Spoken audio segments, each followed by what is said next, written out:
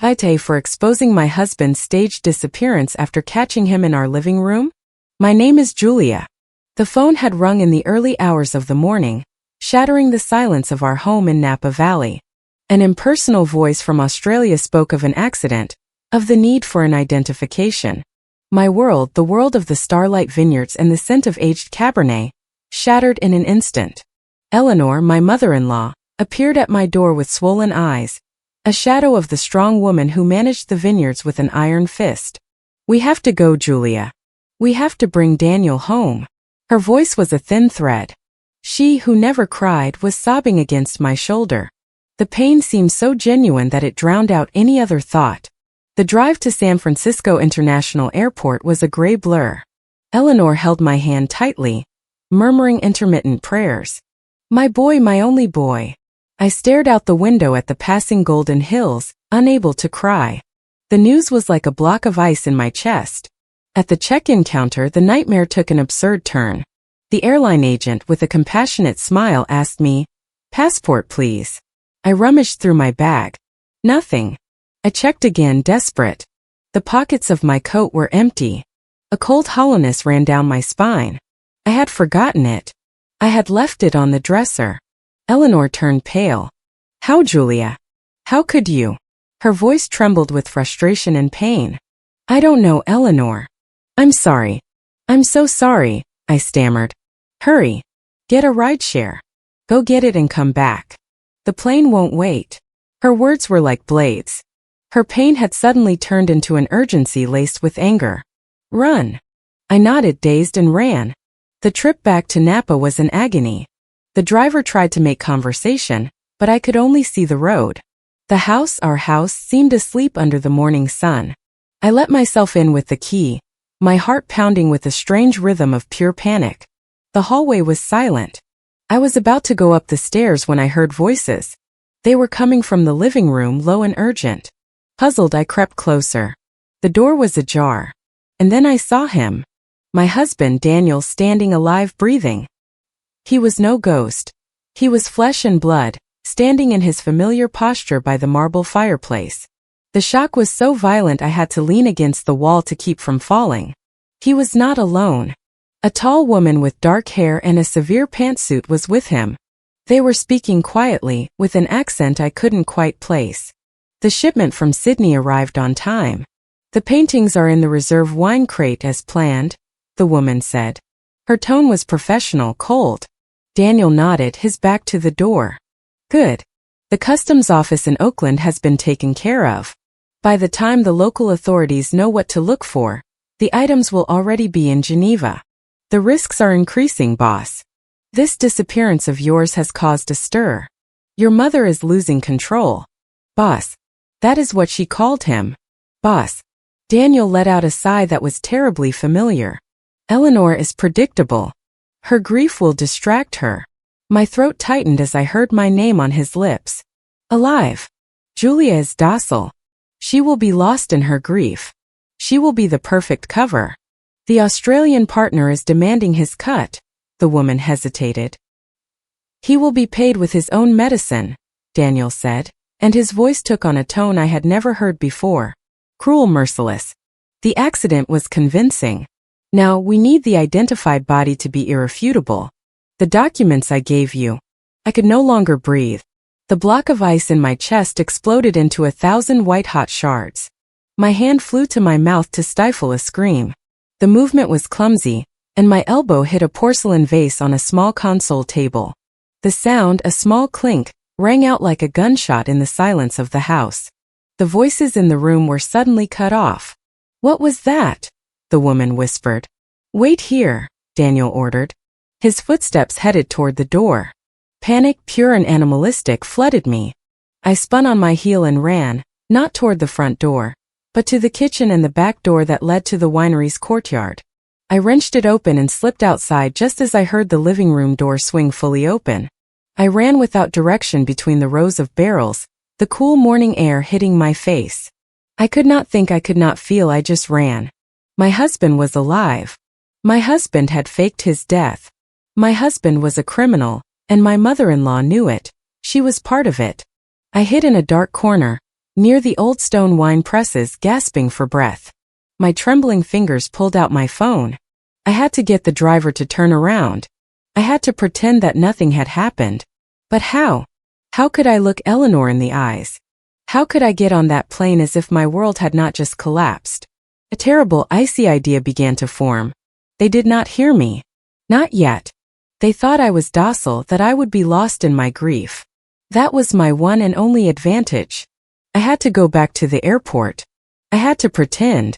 I had to go bring home that irrefutable body and find out what the hell was happening in my family, in my home, in the winery I loved. With one last look at the house that was no longer my home, I straightened up. The pain was gone, replaced by a steely resolve.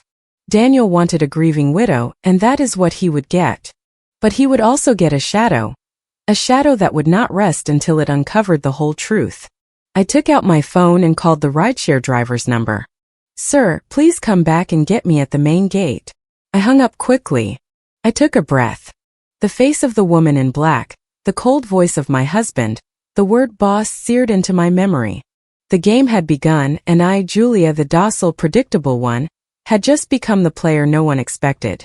The journey back to the airport was a trip through a looking glass. Every familiar landscape seemed fake, a set piece placed there to deceive me. The driver, an older man, kept glancing at me in the rearview mirror. "Is everything all right, ma'am? You look like you've seen a ghost." I took a deep breath. "It's my husband," I whispered. And this time the tremor in my voice was not faked. It was the terror of the truth. "He might be gone." The man looked concerned and didn't speak again. The most convincing lie is the one mixed with reality. Eleanor was waiting in the terminal, her face ashen. Her red-rimmed eyes searched mine. "You have it." I nodded, holding up the passport. She asked me nothing else. Her anguish, now that I looked at it up close, had a different quality. It was not just grief. There was a fierce tension in her jaw, a fire in her gaze that did not reflect defeat. Was it fury, frustration, or the fear of an accomplice whose plan was getting complicated? The flight to Sydney was endless. I was by the window, she was on the aisle. I feigned sleep, watching her through my lashes. Eleanor did not sleep. She spent hours staring into the void, her fingers wringing a handkerchief, but every so often her gaze landed on me. It was an assessing, calculating look, not that of a mother-in-law pitying her daughter-in-law. My stomach tightened. She knew. In Sydney, everything was a bureaucratic and cold formality. A morgue, fluorescent lights, an official from the U.S. consulate with flat words. They showed us photos of the personal effects. Daniel's watch, his leather bracelet. Eleanor sobbed with what seemed like genuine devastation at the sight of them. I cried too. My tears were of rage, of betrayal. "Can we see him?" Eleanor asked, her voice broken. The official shook his head. "Visual identification is not recommended." The impact was significant. "The documents and personal effects are conclusive." We signed the papers. A sealed casket was loaded into a shipping container. The farce was perfect. As we walked to the taxi, Eleanor clung to my arm. "Now home," she said, and her voice sounded relieved. A strange, too soon relief. "To rest, to mourn in peace." I nodded, swallowing the 1,000 questions that burned on my tongue. Back in Napa, the Starlight Vineyards estate felt like an ornate tomb. The grieving began. Eleanor took command with her usual firmness, organizing the reception of condolences. I played my part, the broken widow dressed in black, accepting hugs and empty words. Every "I'm sorry for your loss" was a knife, every look of pity an insult. At night, locked in what had been our room, the silence buzzed with Daniel's words. "Julia is docile. She'll be the perfect cover." I needed help. I could not do this alone. There was one person, Kate. Kate Riley, an old friend of Daniel's from Stanford. She was something more than a friend. I had known that from the first day I saw her years ago at a party. Her direct gaze, her sharp intelligence, and the uncomfortable tension between her and Daniel. She was now an agent with the FBI, stationed in San Francisco. We had maintained a cordial but distant relationship. She would know or suspect if something about Daniel seemed wrong. I called her from a payphone at a gas station, a scarf over my head to hide my face. "Kate. It's Julia." Julia Prescott. An awkward silence. Julia. I'm so sorry about Daniel. Her voice was professional but with a hint of something else. Doubt perhaps. I need to see you. In person. It's urgent. It's not about mourning. It's something else. Another longer silence. Are you in danger? She finally asked. I don't know, I replied, and my voice broke for real. Maybe I am. We arranged to meet the next day in a noisy diner near the Caltrain station in Millbrae. In the meantime, I decided to investigate Eleanor. Her office at the other end of the house had always been forbidden territory. A huge room, overlooking the vineyards, filled with winery papers, accounting books, and old family photos. I waited for her to leave for a meeting with her attorney, faking a headache that prevented me from going with her. The room smelled of old leather and paper. I started with the drawers of the massive desk. Invoices, orders, export contracts. Nothing unusual. Then the low bookshelf behind the sofa. Books on wine history, art auction catalogs, and an old safe built into the wall, hidden by a replica of a 19th century Napa Valley map. I had never seen it.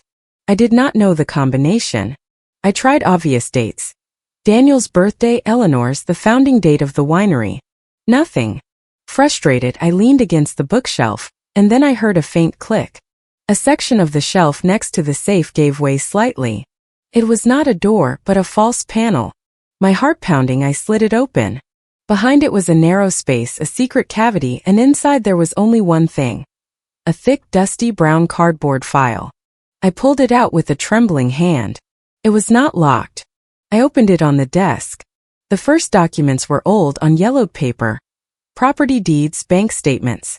Then newspaper clippings about art thefts in the 80s and 90s in San Francisco, Los Angeles, even Santa Fe, underlined in red ink. My pulse quickened. Why would Eleanor keep this? And then I found it. At the bottom of the file, a smaller document with an official seal. A death certificate. The name Arthur Morgan.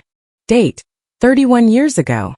Cause of death, single vehicle accident. Location, Highway 101 near San Jose. Arthur Morgan. I had never heard the name before. He was not family. Or maybe he was. I searched further. There was an old black and white photo. A handsome young man, with a smile that seemed vaguely familiar. He was holding a small child in his arms. The boy had Daniel's dark, serious eyes. A lump formed in my throat.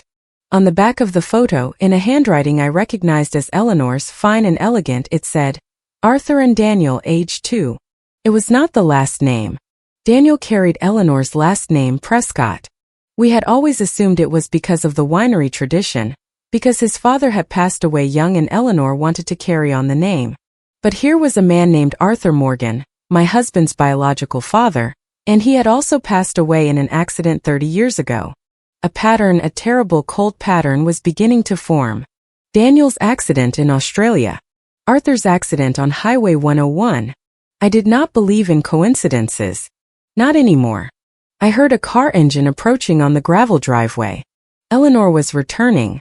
I closed the file, put it back quickly, and reset the panel in its hidden spot. I left the office just as I heard her key in the front door lock. Julia, are you all right, dear? Her voice echoed from the foyer.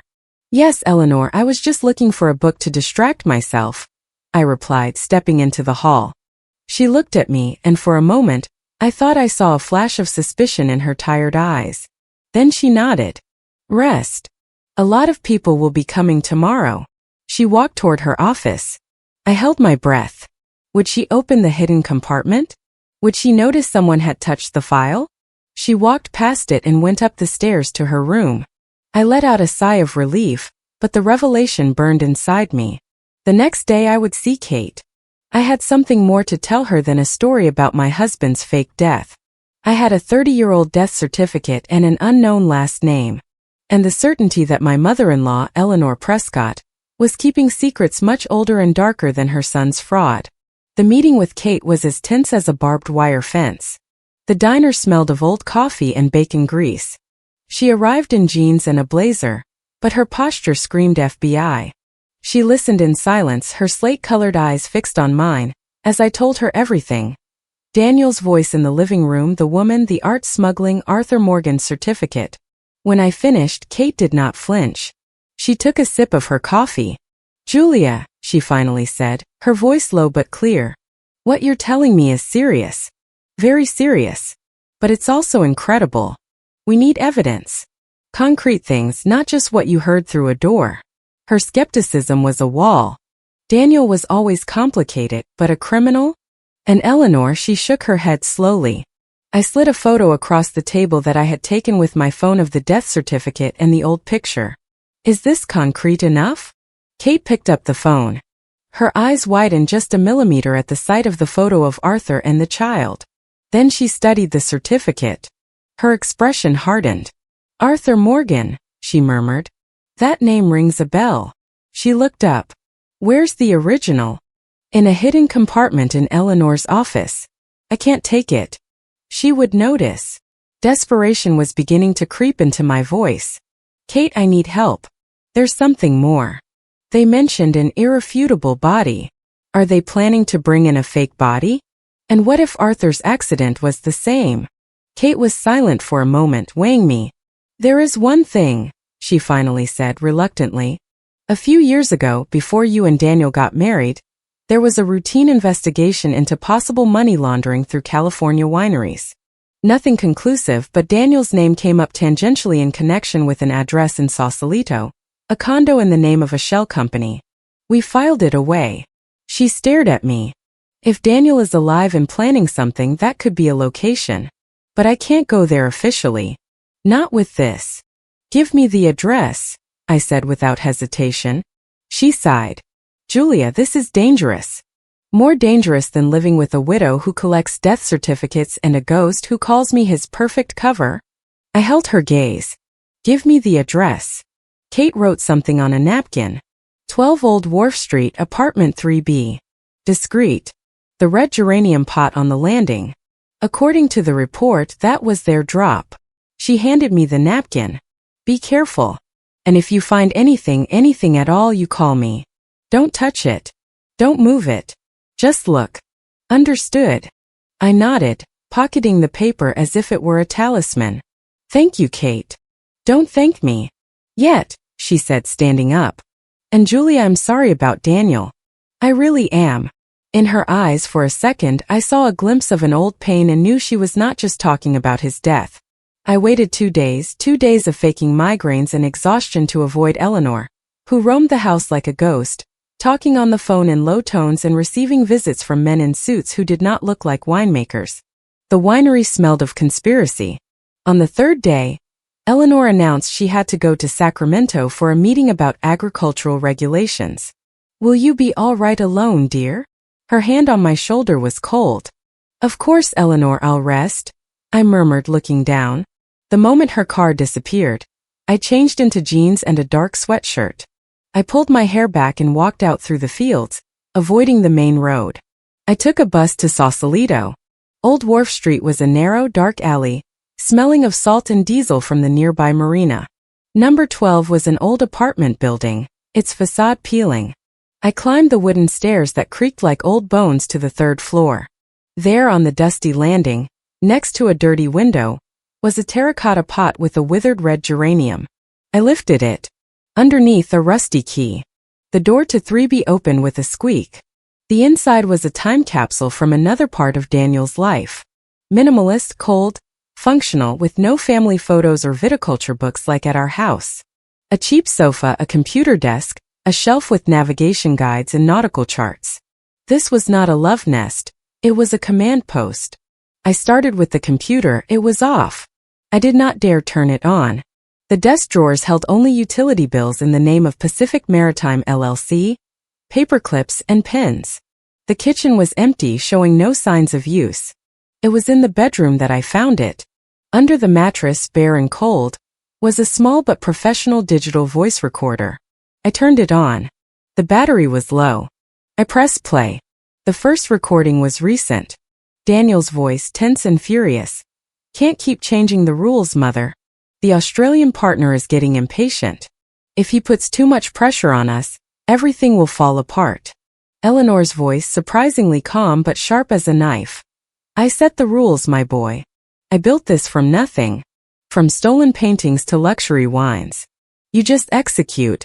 And don't forget what happened to your father for questioning me. A heavy silence. Then Daniel, his tone bitter, resigned. No, I haven't forgotten. Never. Click. The recording ended. My hands were shaking. This was the confirmation. Eleanor was not a victim. She was the architect. And there was a veiled threat in her words about Daniel's father. The next recording was older, of poorer quality. More voices. A meeting. Daniel talking to several men with mixed accents. They spoke of routes, payments, and someone called the curator, who supervised operations on the West Coast. Then a voice that made my blood run cold. It was the woman from the living room. The Silverado shipment was a success. The matriarch is satisfied. The matriarch. Eleanor. Or was there another? I pocketed the recorder. This was the proof Kate needed. I had to leave. I left the apartment, locking it and putting the key back in its place. I was going down the stairs when a raspy voice stopped me. Hey, you from 3B. It was an old man, stooped, with skin as leathery as tanned hide and a woolen cap. He was coming out of the door on the second floor. He looked at me with curious but not hostile eyes. Never seen you before. Friend of Daniel's. My heart skipped a beat. Yes, a friend. I came to pick up some things for him. The man, Henry, according to the sign on his door, nodded slowly. He doesn't have many friends around here. He's a quiet guy. Like his mother. My senses went on high alert. You know his mother? Mrs. Prescott. Sure. A woman of character. She comes by some nights, not often. Always dressed in black like a crow. He spat on the hallway floor with disdain. Years ago, I saw her do something strange. A stormy night. I was coming back from checking on the boat. I saw her down there on the old pier, the one no one uses anymore. She was digging like a madwoman with a small shovel. Then she buried a box that was all wet. He shrugged. Rich people's business, I thought. Never saw her around there at night again. How long ago? I asked, trying to keep the urgency out of my voice.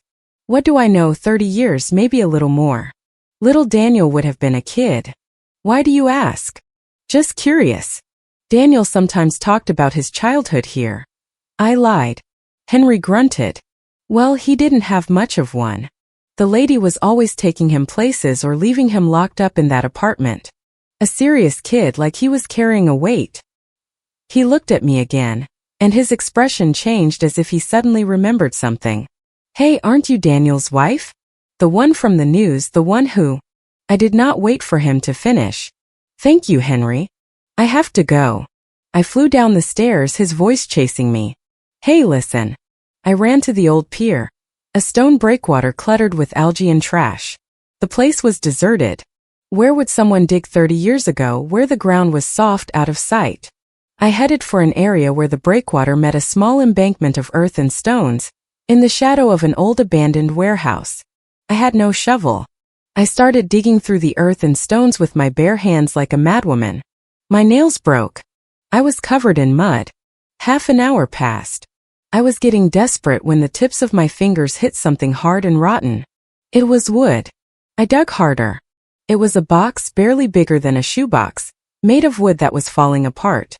With a final effort, I pulled it free. The lock was rusted and broke with a sharp tug.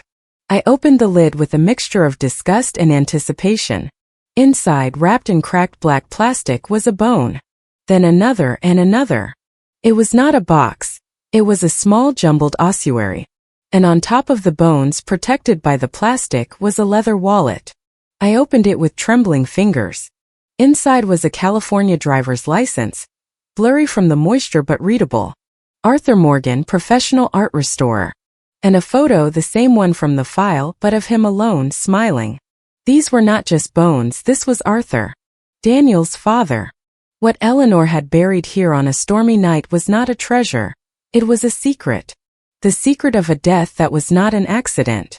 A noise made me snap my head up. A car engine, approaching slowly down the pier road. A gray, unmarked van. My hands froze. They had followed me. It was Eleanor or Daniel's men.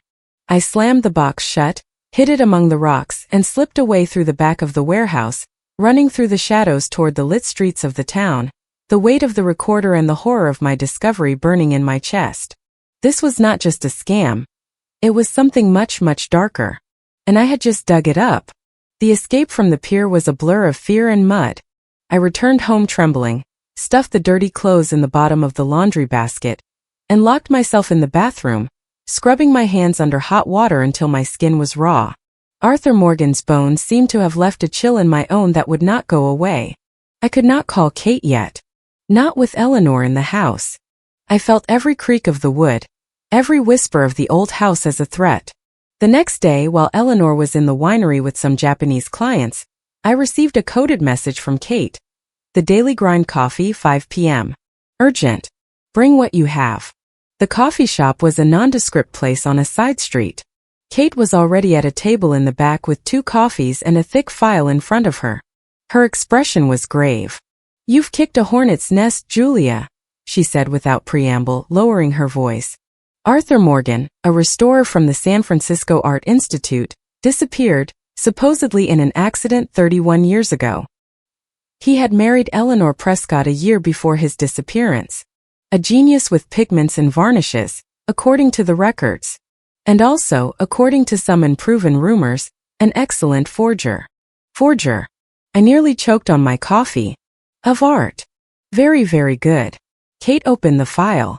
It had newspaper clippings, photos of paintings. In the years before his death, there was a wave of art thefts, minor ones, in Northern California. Not spectacular, not major museums, but private estates, more modest collectors. Pieces would disappear, and sometimes weeks later, almost perfect replicas would appear in their place. The Bureau suspected a group that replaced the originals with copies to sell the real ones on the black market, without raising immediate suspicion. Arthur was on the list of suspects, but they could never prove anything. And then a car accident. Case closed. The pieces of the puzzle were starting to form a horrifying picture. Eleanor was involved. Eleanor Prescott, Kate said, turning a page. She was young then, had inherited the winery, but the business was in the red. Very smart, very cold. There was never any evidence against her. After Arthur's death, the winery began to recover. Mysterious capital injections. And the thefts changed, became bigger, more international. Less substitution, more pure and simple theft. The modus operandi was impeccable. She looked at me. Interpol gave a nickname to a theoretical figure who seemed to be behind some of these hits in Europe and the US. The matriarch. The matriarch. The word from the recording echoed in my head. It was not a title, it was a name. An alias. And Daniel? I asked in a hoarse voice. Kate exhaled slowly. This is where it gets complicated. Daniel Prescott, your husband, has been on our radar, but not as a criminal. She paused dramatically. As a contact. As a high-level, occasional informant for a special unit of the FBI. The floor seemed to tilt beneath my feet. What? What are you saying? That Daniel was working for us, Julia. In a very covert way.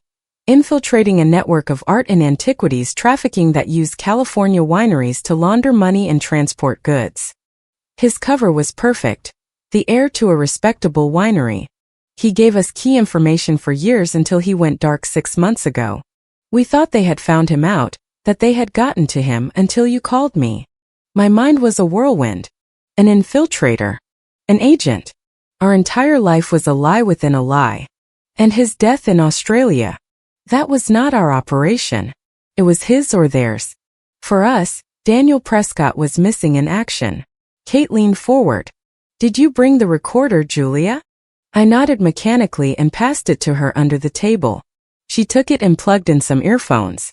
I watched her expression grow more and more tense. When she heard the part about what happened to your father, she visibly paled. My God, she whispered. This is practically a confession. She knows what happened to Arthur. And Daniel knows it too. She looked at me. A search warrant has been issued for the warehouse and the house, but it's being processed. It's a delicate matter because of the family's reputation, and because we don't want to alert the network. You can't go back there, Julia. It's too dangerous. You have to come with me to a safe house. But it was too late. As we were leaving the coffee shop, a burly man in a leather jacket blocked our path in the side alley. Another appeared behind us. They did not say a word. Kate tried to reach for her badge, but the first one gave her a quick, precise blow to the back of the neck. She collapsed.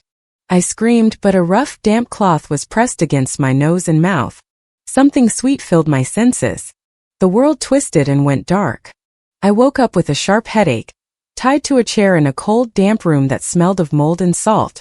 It was an abandoned warehouse, probably near the bay from the sound of the foghorns. The light from a single hanging bulb revealed two men and Eleanor. She was not dressed in mourning. She wore a flawless cream-colored pantsuit, and her face was a mask of icy disappointment. What a shame, Julia. A shame you couldn't just remain an obedient, grieving widow. You would have had a quiet life with your share of the money. She made a vague gesture. Why, Eleanor? I managed to say, my mouth pasty. Why all this? The winery, the money, the situation with your husband. Her eyes grew cold until they were shards of ice. I didn't arrange what happened to Arthur.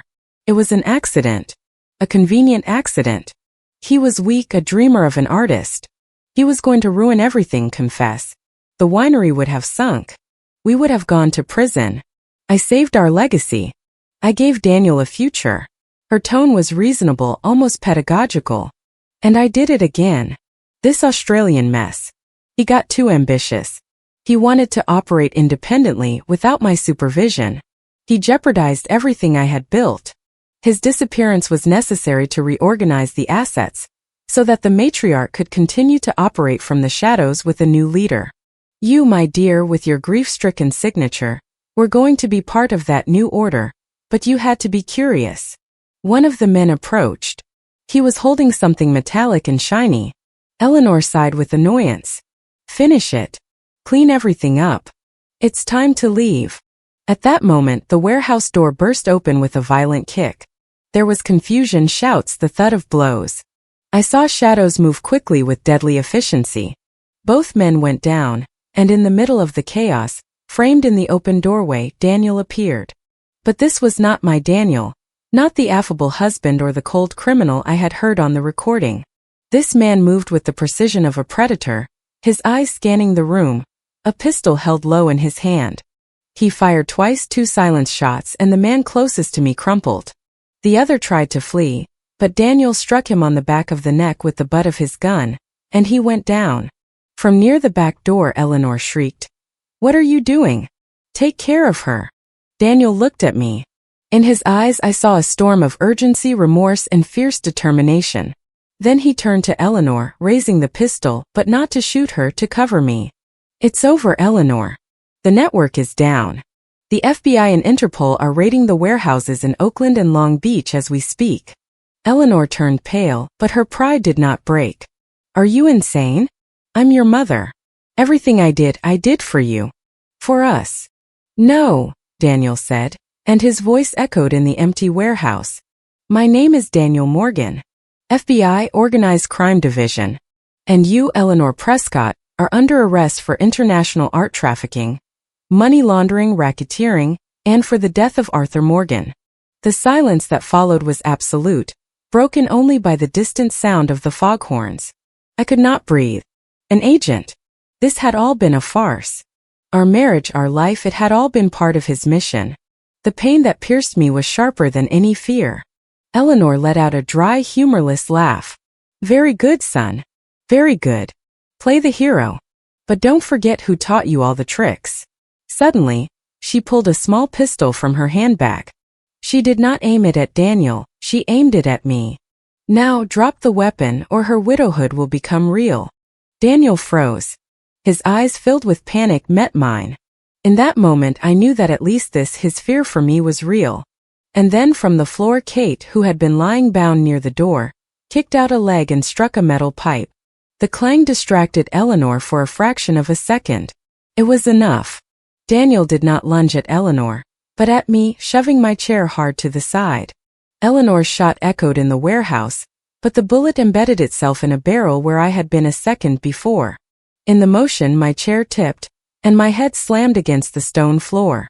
The last sounds I heard were more gunshots, shouts, and Daniel's torn voice, screaming my name. Then darkness. I awoke with a start to the jolt of a wheel hitting a rut. Pain, a dull throbbing in the back of my head, and the taste of blood and dust in my mouth. I was in the back seat of a vehicle, an old SUV, my hands tied behind me. The light was dim, orange like a sunset filtering through dirty windows. This was not the winery. Hours had passed, maybe more. In the front, outlined against the low sun, was Eleanor. She was driving with an eerie calm, her hair pulled back in a perfect bun. Again, this was not the grieving mother-in-law, not even the iron-fisted matriarch of the winery. This was someone else, a stranger with a face carved from granite. "Finally awake," she said without turning around. Her voice was clear, almost conversational but sharp as glass. "You've caused a lot of trouble, Julia. More than you know. Just like your mother did back in the day." My mind, still cloudy, latched onto those words. My mother, Claire. My mother, who lived in a modest apartment in Los Angeles, painting watercolors of gardens and sending me orange marmalade. What did my mother have to do with this? Eleanor offered a cold smile in the rearview mirror. "Everything, my dear. Absolutely everything. But patience. We'll be there soon. To a place where the past is always present. Where I truly began to build my legacy." The vehicle climbed a rocky track. In the distance, silhouetted against the purple-hued twilight sky, I saw the shapes of a large old building's ruins. A collapsed bell tower, empty arches. An abandoned mission from the Spanish era. "Mission San Damiano," Eleanor said, as if reading my thoughts. "Founded in the 18th century, abandoned in the 20th. Very useful for certain discrete transactions. And for other things." Her gaze found me in the mirror. "It was here that I learned that love is a weakness, and where I buried mine." She stopped the car in front of the crumbling main facade. She got out, opened my door, and pulled me out with a strength surprising for her age. She held a small, elegant pistol in her hand. She did not point it directly at me. It was not necessary. Her confidence was absolute. She pushed me through a broken archway into the central cloister. Weeds grew between the stones. The air smelled of damp earth and neglect. In the center, under a twisted cypress tree, was a tilted stone slab, an ancient unmarked tomb. "Here," Eleanor said, pointing to the slab with the toe of her shoe. "This is where I left Arthur. Not physically, of course. That came later on that banal pier. But this is where he wanted to make amends. To confess. This is where he broke." She turned to me, her eyes gleaming with a fanatical light. "He was an artist, you know? But also a coward. When things got complicated, he wanted to go to the police. He said our business was corrupting us, that we were losing our souls." She let out a dry laugh. "Souls? What a middle-class concept. We were building an empire, saving the winery, our name, our future. And Daniel's. Daniel was a child," I managed to say, my throat dry. "He was my son," she corrected, suddenly fierce. "My legacy. And Arthur wanted to strip him of it all. He wanted us to live on scraps with guilt as our only asset. No, I couldn't allow it. So I convinced him to do one last job, a masterpiece, a counterfeit painting for a Swiss collector. Here, in one of the cells, we set up the workshop. He worked day and night, obsessed. And when it was finished, when the painting was perfect, I told him I had arranged everything for the delivery, that we would go together. We got in the car. He was euphoric, believing he was starting a new life." She paused, her gaze lost on the horizon. "The accident on the 101 was convincing. It was easy. A push on the steering wheel at the right curve. The guardrail gave way, the car caught fire, and Arthur, with all his remorse, disappeared. I miraculously survived, shocked, devastated, the poor widow." Her smile was razor sharp. "And with the authentic painting, the one he had restored and which I replaced with his copy, all the debts were paid, and the real machine started. The matriarch was born that night, Julia. From the ashes of a weak man." I felt a dizzying horror. She was not just responsible for a death. She was the monstrous architect of her own myth. And Daniel knows. For years, right?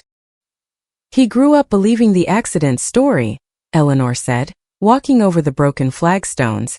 "Until he started asking questions. Too many questions. Until he started snooping where he shouldn't have. Until, like his father, he showed scruples. Her tone turned venomous. He wanted to leave. Take his share and leave with you. Imagine to live a simple, honest life. I couldn't allow it. I had invested too much in him. So I had to remind him of the truth about his father, of what I was capable of. And I offered him a deal. Fake his death, reorganize the assets away from prying eyes, and then perhaps his freedom. In exchange for his silence and cooperation, of course. But you had to be the curious one. You had to dig. Suddenly, there were hurried footsteps in the cloister. Daniel appeared under an archway, panting, his clothes torn, a cut on his eyebrow. He had his gun in his hand, but when he saw us, he lowered it. Eleanor, let her go. It's over. The network is undone. The Australians are talking. They have everything. Eleanor did not seem surprised. She pulled me in front of her, using my body as a shield, the pistol now pressed firmly against my temple. They have nothing, son. They have the small fish. They will never reach me. And you broke the rules. You chose her. She gave me a little push with the barrel. Over your own blood. Over your legacy. My legacy is stolen paintings and bones. Daniel shouted, his voice full of rage and deep pain. My legacy is a father buried in a box and a mother who is a monster. I have spent 12 years of my life infiltrated in your damn empire, Eleanor. 12 years trying to get to you, to the famous matriarch. I thought I could save you from yourself, that I could end this without destroying you, but I was wrong. You are a bottomless pit. Daniel's words pierced me like bullets. 12 years. Our marriage had lasted 7. How much of it had been real? Any of it? The pain was so physical I bent over, but the gun barrel held me straight. Eleanor laughed, a hollow sound that echoed in the cloister. Save me? How pathetic. I created you, Daniel. I taught you everything, and you used what you learned from me to try to bring me down. Betrayal runs in the family, it seems. She took something out of her coat pocket with her free hand. A phone. She sent a quick message with her thumb. But I am always one step ahead. From the shadows of the ruins, from among the broken arches, figures emerged. 3 armed men with hard faces. They were not local thugs. They looked like professionals. The circle closed around Daniel. Your little FBI unit may have intercepted some shipments. They may have arrested some middle managers, Eleanor said calmly. But the matriarch survives. She molts. As she is doing now. She held me tighter against her. I give you a choice, son, one your father didn't have. You leave with your new friends, you forget me, you forget all this. And I take Julia. I will take her somewhere you will never find her, but she will live. Or, and here her voice turned to ice, you try to be a hero, and today I bury my daughter-in-law and my son in this cemetery of saints. Daniel's pistol trembled. His pain-filled eyes met mine. In them I saw the truth of 12 years of lies. But I also saw the panic of this moment, the helplessness. I was his Achilles heel, his blind spot. Eleanor knew it. Don't do it, Daniel, I whispered, though I knew it was useless. Don't give her what she wants. Eleanor pressed the barrel harder. Decide. In that moment of unbearable tension, an unexpected sound tore through the air, the screech of tires braking sharply outside the mission. Voices, lights moving among the trees. This was not Eleanor's silent backup. Eleanor's attention was diverted for a fraction of a second. It was enough. Daniel did not move toward me, but to one side, firing 2 quick bursts at the approaching men, forcing them to take cover. FBI. Nobody move. The cloister seemed to explode. Figures in black with bulletproof vests bearing the insignia of the FBI and Interpol swarmed in from all directions. Eleanor, with a snarl of fury, dragged me backward, into the darkness of a low doorway that led to what seemed to be the old cells. A shot rang out near my ear. I do not know whose it was. The fight was violent, chaotic. I heard Daniel shout my name, then the sound of bodies colliding. More gunshots. Eleanor suddenly let me go, giving me a shove that sent me sprawling onto the cold stone floor. This doesn't end here, she screamed before disappearing into the darkness of the inner corridor. An agent helped me to my feet. Daniel was a few meters away, his arm bleeding but alive, struggling with one of Eleanor's men who was being subdued. The scene was one of controlled chaos. An officer with insignia approached Daniel. "Agent Morgan, we have the perimeter, but she won't escape." From under his torn jacket, Daniel pulled out a small blood-stained plastic folder. It was not his blood. He had taken it from Eleanor during the struggle. The officer took it. "This is what we needed. The accounts, the codes, the names. The matriarch's personal files." She was carrying it like a talisman. The officer held it up carefully. "And Mrs. Prescott." Daniel looked toward the darkness where his mother had fled, then at me. His expression was one of endless fatigue. "Have them search. She won't go far. Her whole universe is here." He limped toward me. "Julia, I'm sorry. I could not hear it. Not yet." The weight of the revelations, the cold of the gun at my temple, Eleanor's face as she told how she had driven her husband to his death. It was all too much. I stepped back from his outstretched hand, trembling from head to toe. The woman who had been my mother-in-law was a sociopathic criminal. The man who had been my husband was an undercover agent whose life with me, what was it? A cover, a mission? "It's not everything," was all I could say, looking at the folder the agent was holding. That folder was the key, and I knew that somewhere between its pages, I would find more answers and more horrors. The FBI field office in San Francisco was a hive of activity at midnight. Uniformed and plainclothes officers were coming and going. They had brought Julia and Daniel there separately to give statements. Her to a small, stark interview room where the smell of stale coffee and old files mixed with the fear that still made her hands tremble. Him somewhere else to receive medical attention and give his version of events as an agent. But Julia did not care about Daniel, not at that moment. What mattered was what burned in her mind. The stained plastic folder she had seen in the officer's hands.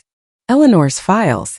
Her life, her crimes, her secrets in a handful of papers, and she needed to see them. A young agent brought her a bottle of water. "Agent Riley is on her way. She's being seen by medics. She'll be all right. You need to rest, Mrs. Prescott." Prescott. The name now sounded like a lie, like a prison, like blood. She shook her head, her gaze fixed on the folder the officer had brought in. "I need to see it. My name, my family's names must be in there. I have a right to know." The agent seemed to hesitate. "It's legal evidence, ma'am. In custody."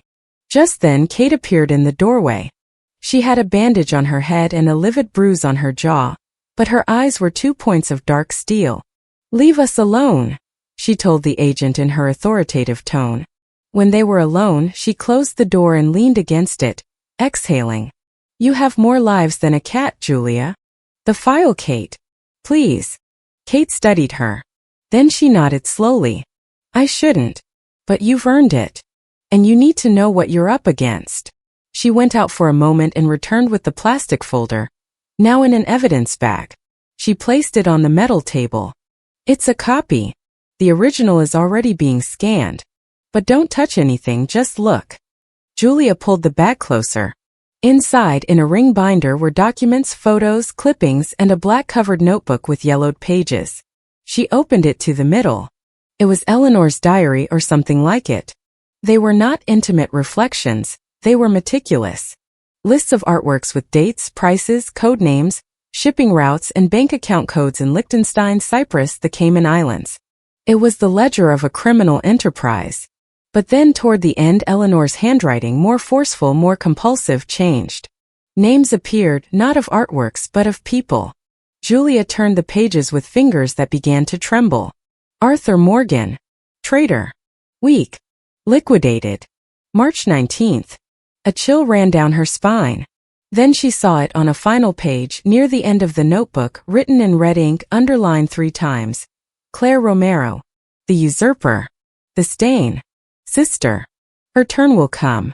The seed must be extinguished. The air left her lungs. Claire. Her mother. Sister. Eleanor's sister. Her aunt. A buzzing filled her ears. Everything clicked into place. Eleanor, her strict, elegant, authoritarian mother-in-law, was her aunt, her mother's sister. Her mother, the gentle Claire, who painted watercolors and never spoke ill of anyone, who had distanced herself from the Prescott family years ago, she said, because of differences. What were the differences, Kate? Julia's voice was a thread. Claire Romero, my mother, is Eleanor's sister. Kate, who had been looking out the window, turned around quickly. What? She came over and looked over her shoulder. Her face darkened. Damn. We didn't know that. The records, Eleanor Prescott was born Eleanor Romero. She took the Prescott surname from her first husband, a prominent wine merchant who passed away young. We knew that. But that Claire was her sister. She ran a hand through her hair. It never came up in any investigation. It went completely under the radar. Her turn will come. Julia read aloud Eleanor's poisoned sentence. The seed must be extinguished. She looked up terrified. My mother. We have to get my mother. We have to warn her. Calm down, Julia. Kate put a hand on her shoulder. Your mother has been under unofficial surveillance in LA since this operation began. For your safety. She's safe. But Julia was no longer listening. The pieces were falling on her like slabs of stone. Eleanor, her aunt. Eleanor's hatred for her sister. Why? Jealousy and inheritance, Arthur's love? The thought made her dizzy. And Daniel. Daniel, who had approached her, the daughter of Claire, the niece of Eleanor. Had it all been part of the investigation? Was she just a pawn? A way to get to Eleanor? She jumped to her feet, pushing the chair back with a screech. I have to see Daniel. Now. Kate started to protest, but Julia was already storming down the hallway. A uniformed agent tried to stop her, but she dodged him. Daniel, she shouted. Daniel. A door opened further ahead. Daniel came out, his arm bandaged, a smudge of dirt and the mark of exhaustion on his face. Julia. She stood before him, trembling with rage and pain. Did you know? Did you know Eleanor was my mother's sister? Daniel's expression was his answer. There was no surprise, only a deep, abysmal sadness. Julia, listen to me. Answer me. Did you know when you met me? When you dated me? When we got married? Each word was like a whip. He closed his eyes for a moment. Yes. I knew. The world disintegrated. Julia felt the floor give way beneath her feet. It was all a mission. Our life. Our marriage. Her voice was a broken whisper. No, not all of it. He tried to take her hands, but she snatched them away as if they were on fire. At the beginning, yes. The approach was part of the infiltration. Claire Romero, Eleanor's estranged sister, was a potential way in. You were a way to get a foot in the family without raising Eleanor's direct suspicion. But Julia, I swear everything changed quickly. What I felt for you, what we built, that was real. Stop being a mission. I tried to protect you. I tried to keep you out of all of this. That's why I never told you anything. That's why I went ahead with the charade of my death, to get you out of the line of fire when the operation went bad. Protect me. Julia's laugh was bitter, desperate. Protect me by using me as bait, as a cover? Did my mother know? Did she know she was handing me over to a sociopath? Your mother knew nothing, Daniel's voice broke. Claire cut all ties with Eleanor 30 years ago, after what happened to Arthur. She suspected something, but she didn't want to know. She left, changed her life. I contacted her at the beginning of the operation 12 years ago. She swore to me she knew nothing of Eleanor's current activities, but she gave me information about the past. She only asked me for one thing, that I keep you safe, uninvolved. And I failed. I failed miserably. Julia looked at him and no longer saw the man she had loved. She saw a stranger whose entire life was a layered lie. The pain was so sharp it nearly buckled her. I can't look at you. Every word, every touch, every night was part of your report. You read my fears, my dreams, and you filed them away as investigation data. Julia, please, he begged, and there were real tears in his eyes, but to her they meant nothing anymore. They were another layer of performance. Just then Kate came running out of the interview room. Daniel. Julia. We have to move you now. Daniel instantly became an agent again. What's happening? The operation at the port. We intercepted a communication. It's a code for abort and recovery. Eleanor gave the order before she escaped. Her primary recovery target is the file, and the secondary target is to eliminate Julia. They know she's here. As if Kate's words were a cue, the lights in the building flickered and then went out, plunging the hallway into near-total darkness, broken only by the red emergency lights that began to flash. A loud crash came from the ground floor, followed by shouts and the sound of breaking glass. They've cut the power. It's an assault, Kate shouted, drawing her weapon. This way to the back exit. Daniel grabbed Julia's arm. Come with me. Now. But Julia wrenched herself free with a strength she did not know she possessed. No. Don't touch me. Stay away from me. Panic, betrayal, terror, it all exploded inside her. She no longer knew who was the enemy, who was protecting her. All she knew was that she could not trust the man standing in front of her. Julia, don't be a fool. They're coming for you, Daniel roared.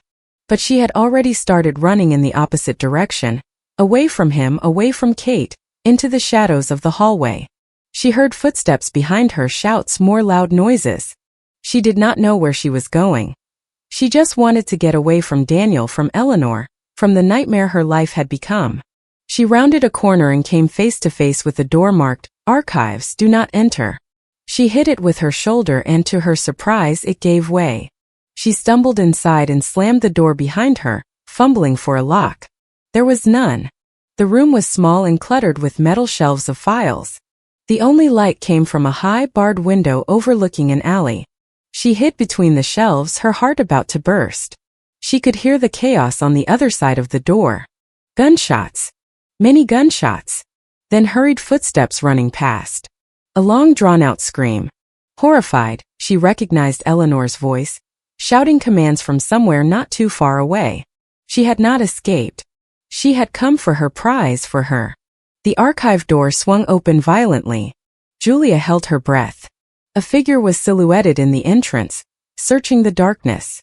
It was not Daniel. It was one of the men from before, the burly one in the leather jacket. He held a flashlight that swept across the room. The beam passed by, almost brushing her hidden feet. At that moment, from the hallway, another figure lunged at the man.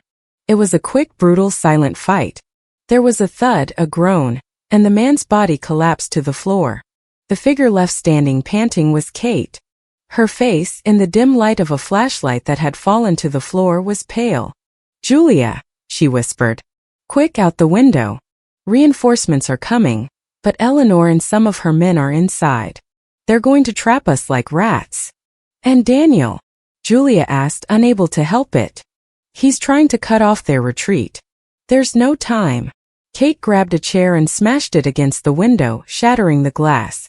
The bars were narrow, but maybe you first. I'll cover you. Julia hesitated for only a second. Then she climbed the shelf closest to the window. She grabbed the bars, twisted, and squeezed through the opening, tearing her clothes and scraping her arms. She fell onto a pile of trash bags in the alley.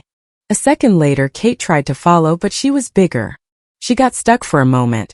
From inside the archive, a voice, cold, clear, and very close, was heard. Goodbye, Agent. A shot. Kate flinched. A scarlet hole blossomed on her shoulder. A choked cry of pain escaped her lips. Run, Julia! She managed to shout, and with a last desperate effort, she let go and fell heavily into the alley, out of the line of fire. Julia grabbed her, trying to drag her. No, come on, Kate, get up. But Kate was pale, blood quickly soaking her clothes. With her good hand, she pulled something from her jacket pocket. It was small and heavy. She pushed it into Julia's hand. Take it. Go to your mother. In L.A. The street, her voice failed her. Her eyes clouded over. Kate. No. Julia shook her, but the agent was unconscious. Footsteps were already echoing inside the archive, approaching the broken window. Heartbroken, Julia let go of Kate and ran down the alley toward the city lights, the small object from Kate clutched tightly in her sweaty hand. As she rounded the corner, the last sound she heard was Eleanor's furious voice, shouting from the broken window, Find her. She will not leave this city alive. And she ran.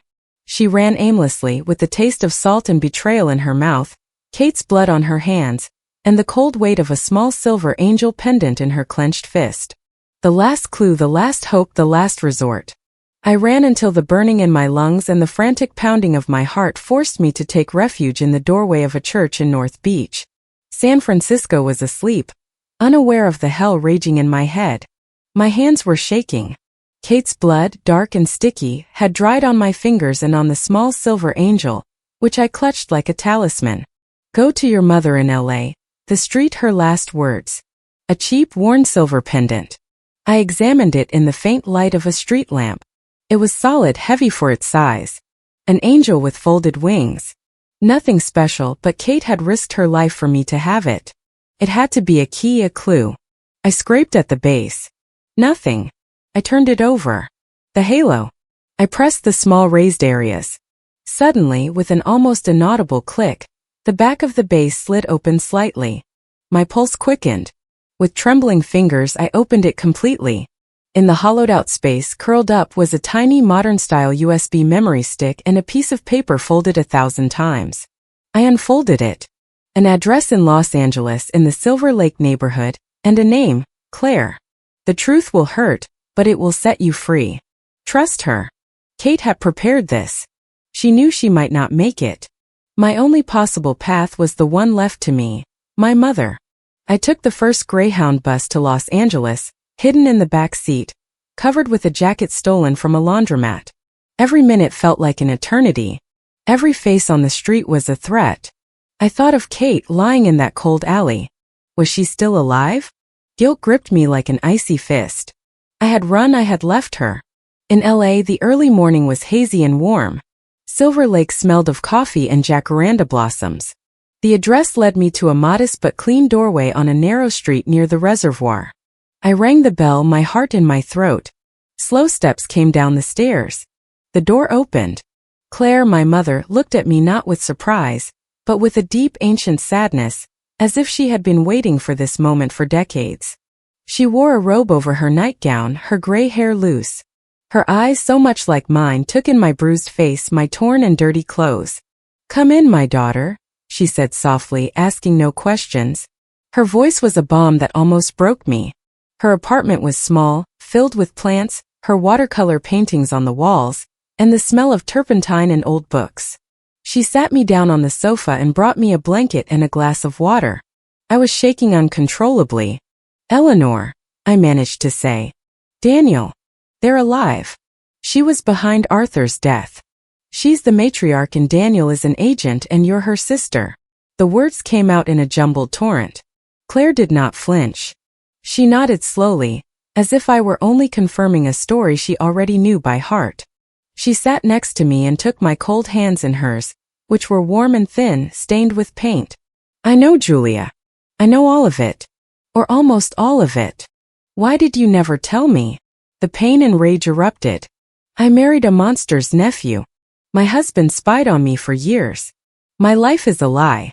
Because I wanted you to be far away from all of this, she whispered. And for the first time I saw tears well up in her eyes. Eleanor, my older sister, was never normal, Julia. Since childhood she was possessive, brilliant, cold.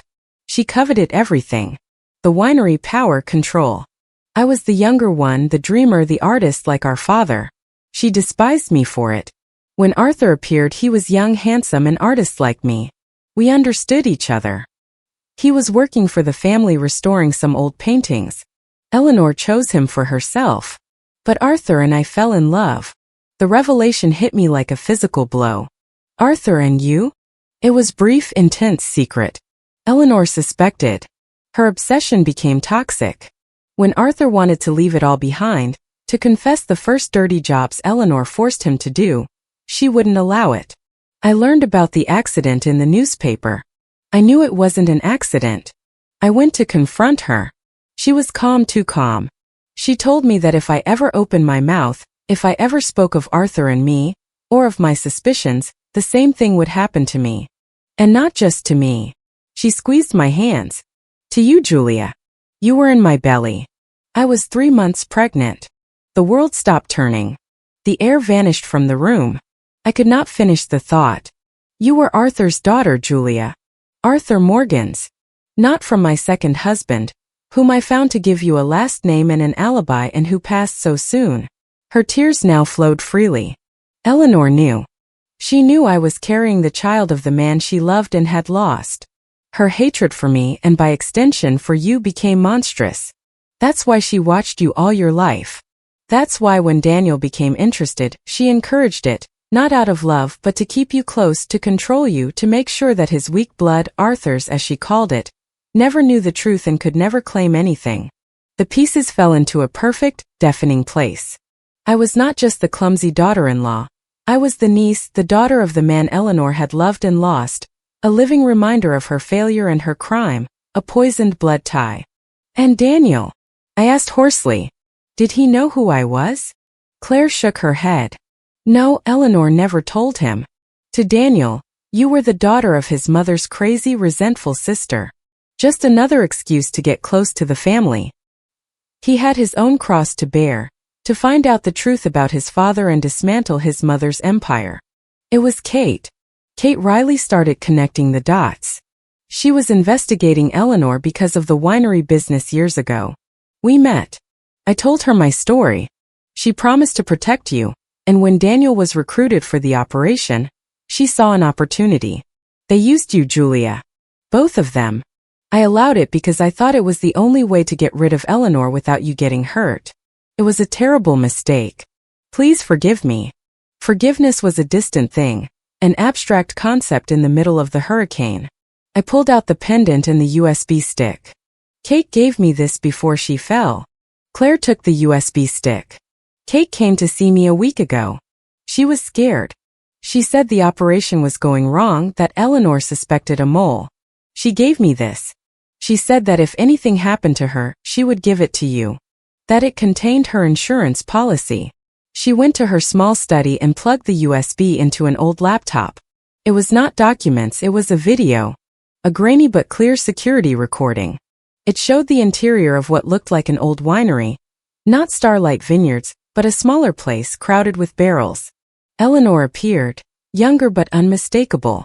She was talking to a tall man who had his back to the camera. Eleanor's voice was crystal clear. The fire must be clean. Nothing to connect it to me. The car must end up in the ravine, and make sure the body is unrecognizable. I'm sorry, Arthur, but dreams are for the weak.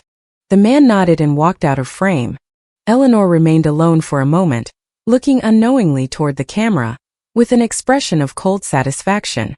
It was the confession of arranging a murder for hire. My God, Claire whispered, putting a hand to her mouth.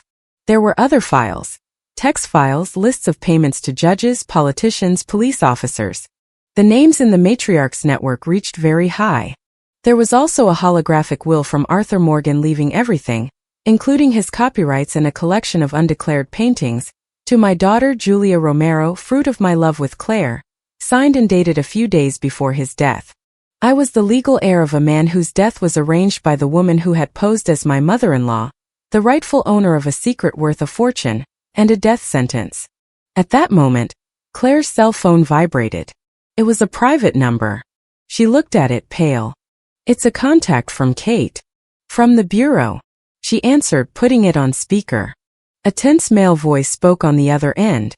Mrs. Romero, this is Assistant Director Rojas.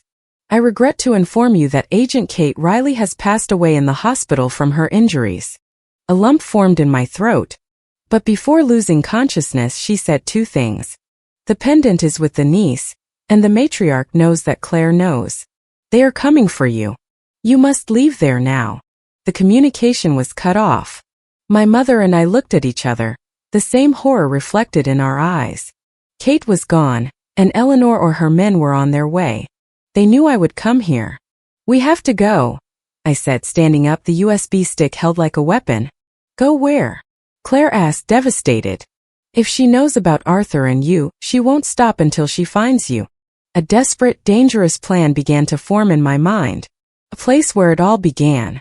A place Eleanor believed was completely under her control, where no one would look for me. To the winery, I said, my voice surprisingly firm.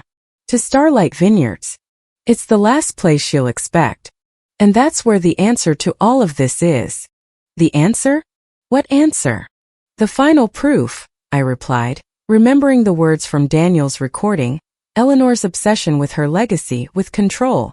If all this began with the winery, with her legacy, with her name, that's where she keeps her greatest treasure and her greatest fear. And we have the key. I closed my hand around the pendant, looking at my mother, the woman who had lived in hiding all her life. Let's finish this. Where it began. The Starlight Vineyards estate under the silvery moonlight looked like a place from another time.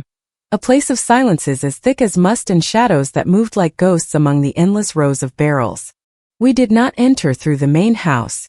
Claire led me along a hidden path, through the old vineyards, to a low barred door that led directly to the underground cellars. This is the old workers' entrance from when they first built the cellars, she whispered. Eleanor ordered it sealed years ago. But I kept a key. Her knowledge of the winery, despite decades of absence, was uncanny. The underground air was cool and heavy with an intoxicating aroma. Oak, old wine and damp earth. The cellars, carved into the rock, stretched out like the veins of a sleeping giant. Widely spaced bare bulbs created pools of light and abysses of darkness. Where are we going? I whispered. To the heart, Claire replied. To the founder's cellar, where Eleanor keeps the oldest bottles, the ones that are never sold, the ones that are only a dream. Her voice trembled slightly. And where she keeps her most intimate things. If there is one final piece of evidence, one last confession, it will be there. We moved in silence, our footsteps mere timid echoes, swallowed by the immensity of the winery. Finally, the cellar led to a circular, vaulted room. The walls were lined with niches where dusty bottles with handwritten labels and dates from the 19th century lay. In the center, a solid oak table and a few chairs. It was a sanctuary. And there, sitting at the table, his head in his hands, was Daniel. He looked up as he heard us. His face was marked by exhaustion and despair. When he saw me, his eyes widened. Julia. Claire. What are you doing here?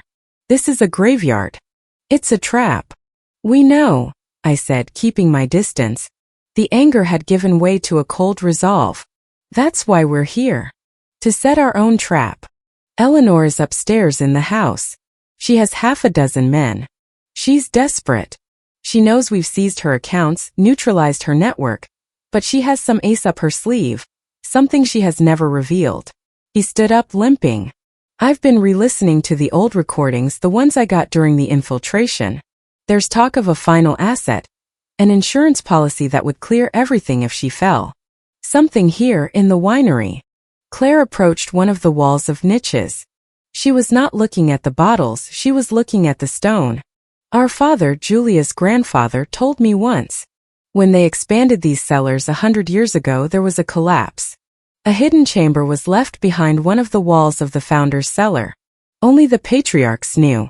Eleanor, as the eldest, would have known. She ran her thin fingers over the stone joints. We began to probe, to press on stones. It was Daniel who, leaning against a particularly deep niche that held a bottle from 1892, heard a dull mechanical click. An entire section of the stone wall, about 6 feet wide, moved inward a few inches and then slid sideways with the soft sound of well-oiled bearings. It revealed a small chamber, illuminated by a cool LED light. It was not a treasure of gold, it was an archive. Metal shelves with folders, hard drives, and a laptop on a table. And in the center, on a red velvet cushion like a sacrilegious relic, was Eleanor's black-covered diary. Picked it up. This was not the ledger I had seen before. This was more personal. I opened it to a random page. Eleanor's words, furious, heartbreaking. Today I saw the girl, Arthur's daughter, with that whore of a sister of mine. She has his eyes. His dreamer's eyes. His weakness. Every time I look at her, I see his betrayal. Claire took his love. I took his life. Fair is fair. But the seed remains. I will extinguish it. The winery will be the coffin of memories. I turned the pages. She wrote about Daniel, about his weakness for me, his desire for redemption. She wrote about her plans, but mixed with delusions, with imaginary conversations with Arthur, with a growing paranoia. In the last entries, the writing became almost illegible, dotted with strange drawings. Black roses, daggers, a vine that turned into a snake. She's unwell. Claire whispered, looking over my shoulder. But a very dangerous person. This is her final defense, Daniel said bitterly. Her lawyer will plead diminished capacity. It will reduce her sentence or get her out of it entirely in a luxury facility. No, I said, closing the diary with force. She's not getting away with it. We have the video, we have this diary, we have Arthur's will. A slow, cold clapping echoed from the entrance to the room. Eleanor was standing there, under the arch of the doorway, dressed in a flawless black pantsuit. She did not look like a fugitive. She looked like the owner on an inspection tour. Behind her, two of her armed men. What a touching reunion, she said in her crystal-clear voice. The lost sister, the rebellious daughter-in-law, and the traitorous son. All together in the place that made them, clothed them, and kept them. She walked in, running her fingers along the spine of a century-old bottle. And they found my confessional. How indiscreet. It's over, Eleanor, Daniel said, stepping in front of us. The feds are surrounding the estate. Your men upstairs are being detained as we speak. You have no one. Eleanor smiled. A sad, strange grimace. No one? I always have myself, son. And my legacy. Her gaze fell on the diary I was holding. Ah, you've read my most intimate thoughts. You see? I told you. All of this is for the winery, for the family, to purify the lineage. You had Arthur killed, I accused, holding up the diary. And you wanted to harm me because I am his daughter. Because my existence stained your perfect dream. Her eyes fixed on me, and for a moment the mask cracked. I saw hatred, yes, but also a genuine twisted pain. He gave his last gift to her, not to me. Me who loved him, who made him great. I only received his fear and his contempt in the end. He preferred her amateur watercolors, she gestured disdainfully at Claire, to my masterpieces. He deserved what happened to him. And you were the mistake he left behind. But you were useful. Oh, you were useful. Because you tied down Daniel, because you were the perfect cover. She took another step. Her men raised their weapons. But now the cover is torn, and we must burn the remains. Don't you touch my daughter, Claire said with a firmness I had never seen in her, stepping out from behind Daniel. Eleanor laughed. Always the same, Claire. The little sister who played with paints while I saved the family legacy. Well, you can stay with her in the same place as Arthur. She signaled to her men. It was then that we heard them. The sirens, muffled from down here but unmistakable. Many. Very close. Eleanor's men looked at each other nervously. Boss, one of them murmured. Silence. Eleanor roared, but her confidence was beginning to crack. The plans were slipping away from her. She looked at Daniel, at me, at the diary. She made a decision. With a quick, elegant movement, she went to the central table, where a single bottle and a glass rested. The bottle had no label, it was dark glass. Do you know what this is? She asked softly. The first wine Arthur and I made together. From the harvest of our first year of marriage. We called it Earth's Blood. He said it was dark and complex like our love. She uncorked the bottle with a soft pop. The sound was obscenely intimate in the tense room. She filled the glass to the brim. The liquid was almost black. I've been saving it all these years for a special occasion. Eleanor, don't do anything stupid, Daniel said, taking a step toward her. But one of the men aimed his gun directly at him. Afraid? No, my son. This is not a surrender. This is control. She looked at me, and for the first time I saw something like peace in her eyes. You win, Julia. You will have the winery, the truth, the life I took from you. But I will keep for myself this bitter taste of what could have been. And it was not. The consequence of my only mistake. Believing that love could be mine. And before anyone could react, she raised the glass in a silent toast to the portrait of the founder hanging on the wall and took a long, deep drink. No, Daniel shouted, but it was too late. Eleanor set the glass down on the table. A trickle of black wine ran down from her lips like blood. She staggered, putting a hand to her stomach. Her face contorted in a grimace of pain, but not of surprise. She knew what she had done. A toxin, she coughed with a grotesque smile. The same slow, undetectable one I used on the Australian before the accident. Very poetic, don't you think? Her legs gave way. Daniel, defying the guns, lunged and caught her as she collapsed. She looked into his eyes. The proud, cold gaze of Eleanor Prescott was clouding over. "The diary," she whispered in a last, ragged breath. "Don't burn it.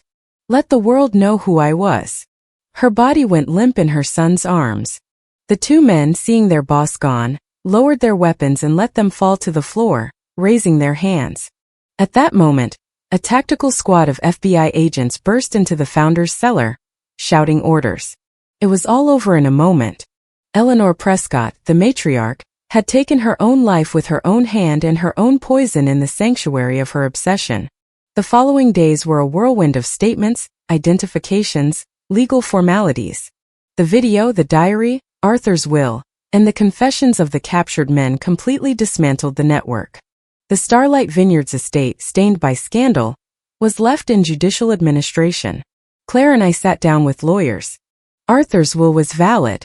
I was his sole heir, but I wanted neither his dirty money nor his collection of stolen art. I donated everything to a fund for victims of art trafficking and for mental health research. The winery itself, the building, the land I put up for sale.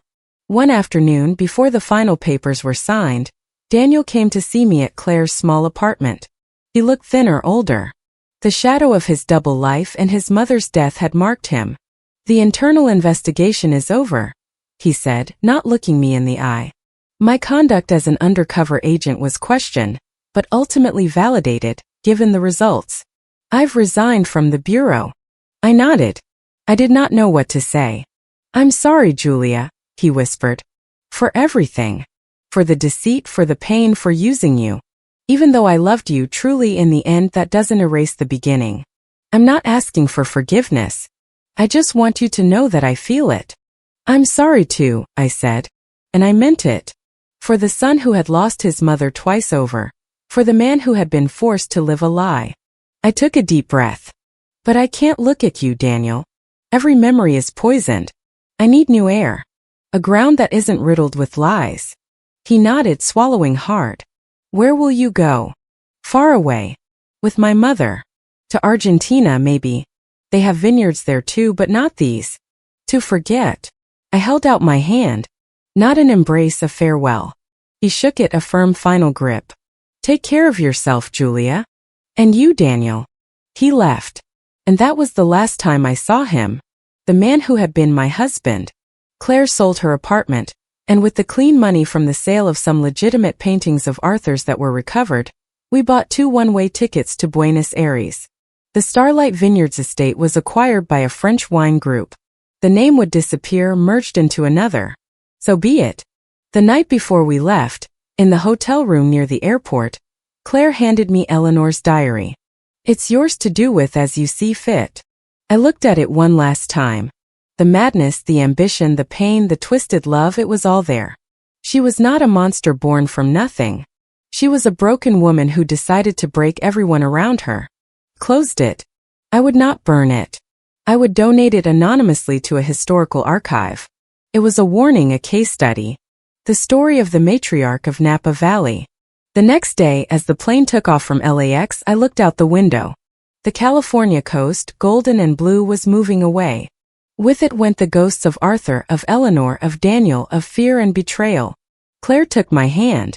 "Are you all right, my daughter?" I looked ahead, toward the infinite horizon. "I will be," I said. And for the first time in a very, very long time, I believed it. The vineyard of my life had been devastated. But the land, no matter how poisoned, can always offer something new if you sow it with courage. And I was carrying new seeds, and a new sun on the other side of the ocean was waiting for them. Did you enjoy this story? Leave a comment and hit the subscribe button to support the channel. More tales are on the way.